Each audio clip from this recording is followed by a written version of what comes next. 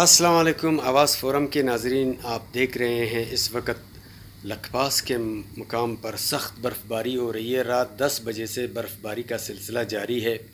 P D M Balochistan ضلعی انتظامیہ مستونگ ان کی نگرانی میں قومی شاہراہ کوئٹہ کراچی کوئٹہ تافتان سے برف ہٹائی جا رہی ہے۔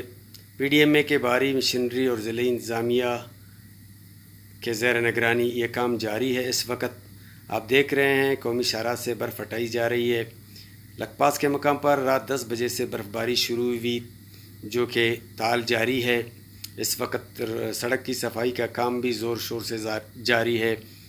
ضلعی انتظامیہ مستونگ اسسٹنٹ کمشنر مستونگ کے زیر نگرانی برف ہٹانے کا کام اس وقت کافی زور و شور سے کر رہے ہیں۔